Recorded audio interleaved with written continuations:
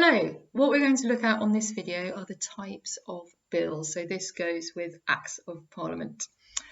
3 different types of bill, just a brief explanation on each one, and I'll give you some examples.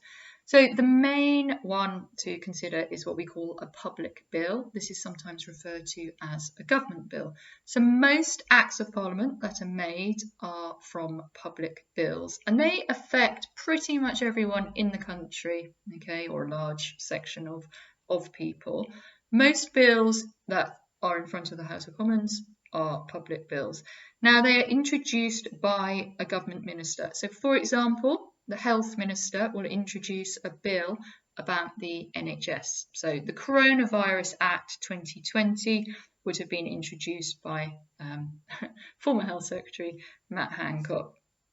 And they're drafted by government lawyers, and it is a draft of the Act. So, the Sentencing Act 2020 is an example of a government bill. So you can call them public bills or government bills, but just be aware they affect everybody. The next type of bill to consider is something called a private member's bill. Now, these are often not successful. So at the moment, they're looking at the age of criminal responsibility. Remember, it's 10. There's a private member's bill trying to get through about increasing the age of criminal responsibility. Unlikely to be successful. So private members' bills, any MP from any party can introduce a bill and a Lord in the House of Lords. So there are 2 ways they can do this. Firstly, there's something called the 10-minute rule.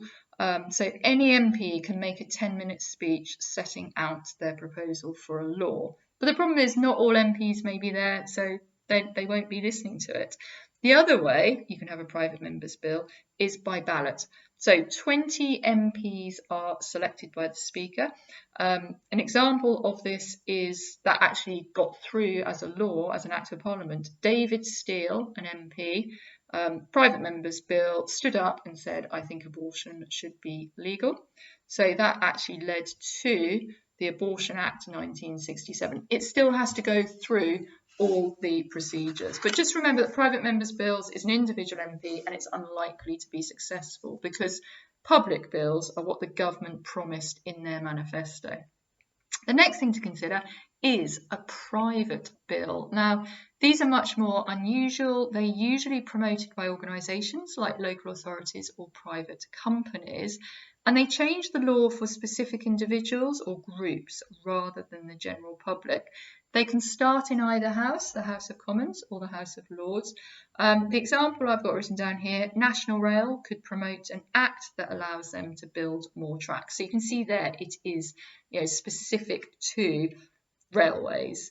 Around 2 new private bills are promoted in a typical parliamentary session. So really not very many at all. So they're really quite rare. I guess because they're so specific, they are so rare. So those, just very briefly, are the 3 types of bill. You also need to know some evaluation for Acts of Parliament as a topic, and this is the advantages and disadvantages of the legislative process. So I'm going to do a separate video for you on evaluation.